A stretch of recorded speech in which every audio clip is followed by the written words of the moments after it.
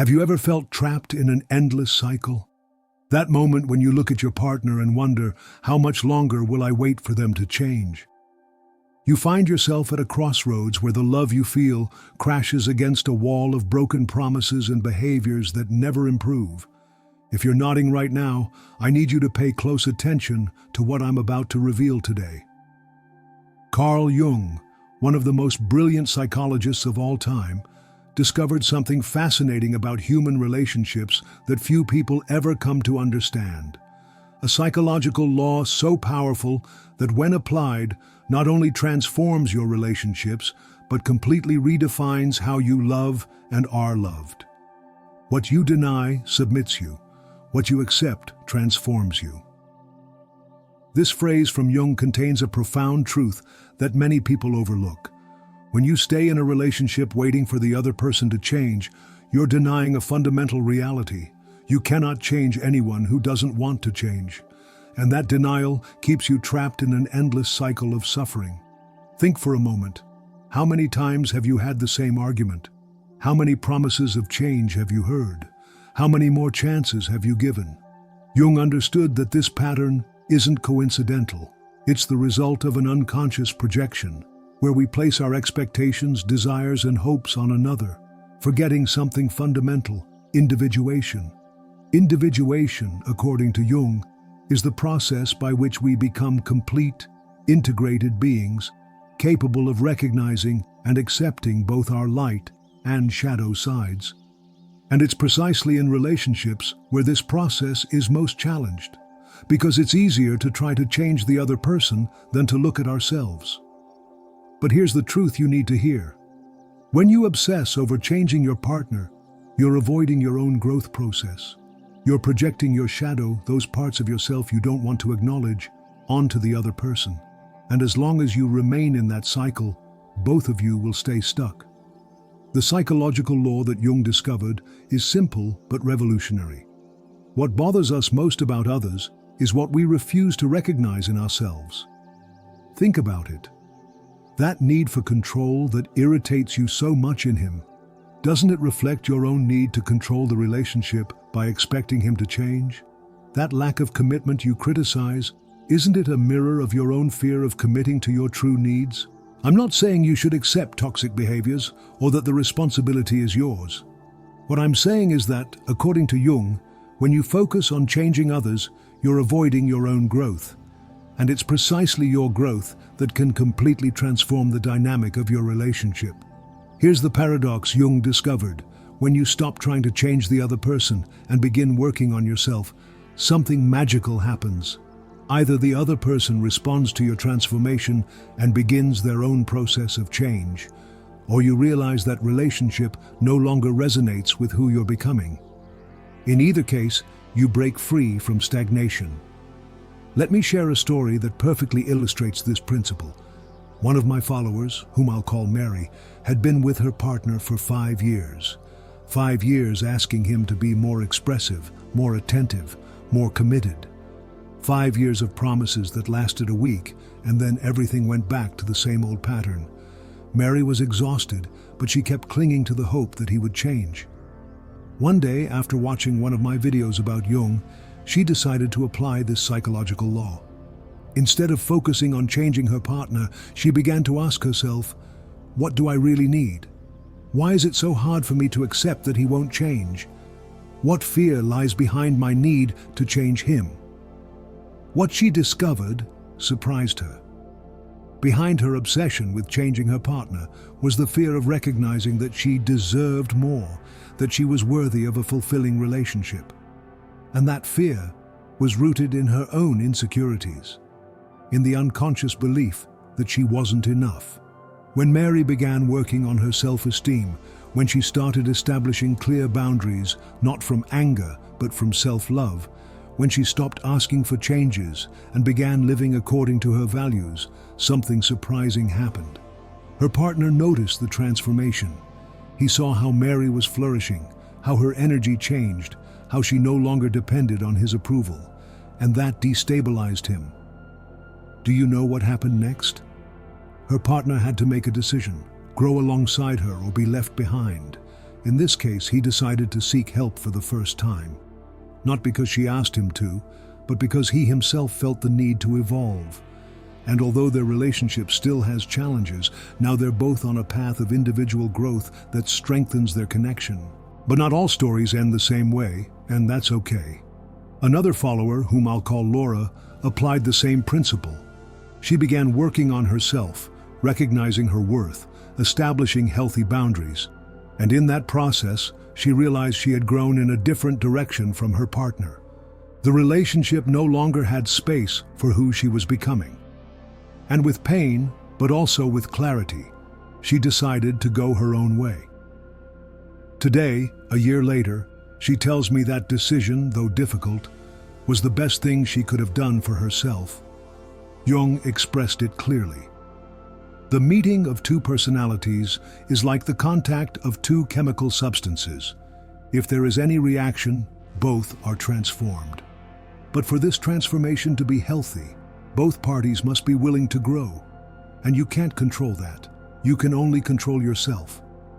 Now, I want to talk to you about a fundamental concept in Jungian psychology that explains why we stay trapped in unsatisfying relationships: the shadow archetype. Jung discovered that we all have aspects of ourselves that we repress, that we hide even from our own consciousness. These aspects form what he called the shadow. The fascinating thing is that, according to Jung, what irritates us most in others is often a reflection of our own shadow. Those aspects we don't want to see in ourselves. That's why we sometimes become so obsessed with changing our partner, because we're actually projecting unresolved aspects of ourselves onto them. Ask yourself, what bothers you most about him? His lack of commitment, his inability to express emotions, his disinterest? Now, the challenge I propose to you, following Jung's teachings, is to ask yourself, in what way do you yourself show these behaviors in other areas of your life? Perhaps it seems impossible. I'm not like that, you might think. But Jung teaches us that everyone has a shadow, and recognizing it is the first step toward freedom. Maybe you don't show a lack of commitment to others, but what about commitment to yourself? To your dreams, your needs, your boundaries? The key lies in what Jung called shadow integration. Recognizing those parts of yourself that you've denied, accepting them, and working with them. When you do this inner work, something magical happens. You no longer need the other person to change for you to feel complete. You no longer project your own deficiencies onto them, and from that place of integration, you can make much clearer decisions about your relationship. This is where many women ask, but does this mean I should accept any behavior? Absolutely not. Jung spoke about the importance of establishing clear boundaries as part of our individuation process. When you know and value yourself, you naturally establish boundaries that protect your emotional well-being. The difference lies in the intention behind those boundaries. When you ask for changes from a need to control the other, from fear or lack, you create resistance. But when you establish boundaries from self-love, from the clarity of who you are and what you deserve, you're acting from your personal power, and that generates respect. Jung described the individuation process as the path to wholeness, to becoming who we truly are, integrating all parts of ourselves, light and shadow. And it's in this process that we find our true strength, our capacity to love healthily, and to make decisions that honor our essence. When you apply this psychological law that Jung discovered, you change the focus of your relationship.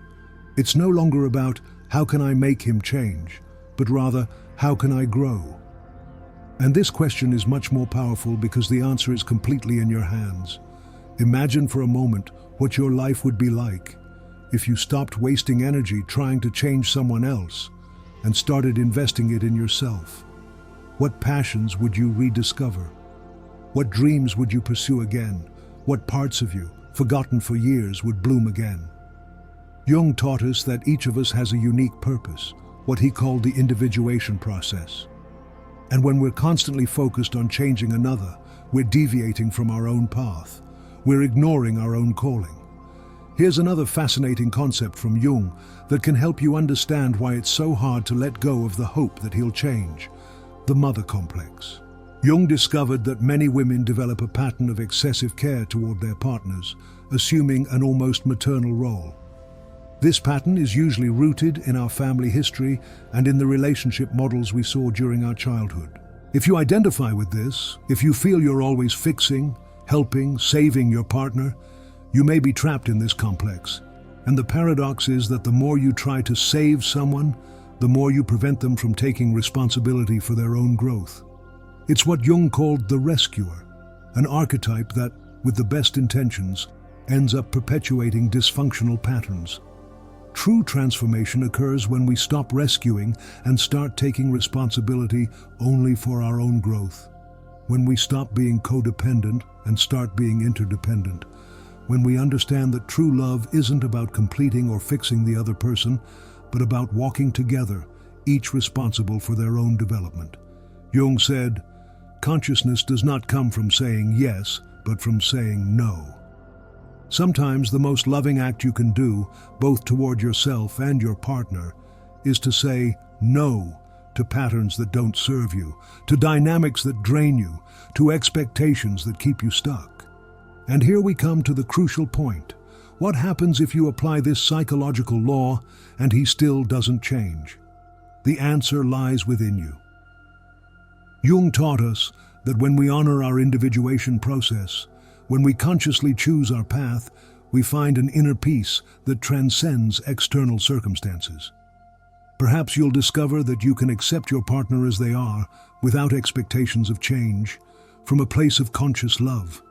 Or perhaps you'll realize that your path and theirs no longer coincide, and that you both deserve the opportunity to find relationships that reflect who you're meant to be.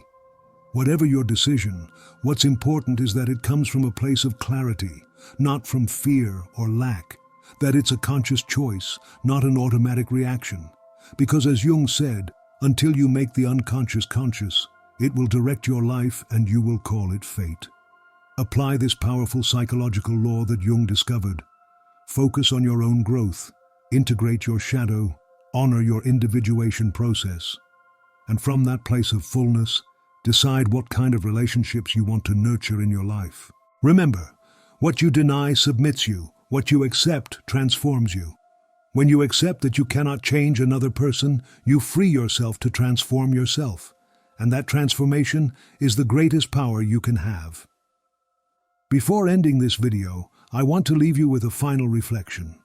Jung firmly believed that each person has within them everything they need to heal, to grow, to become who they're meant to be.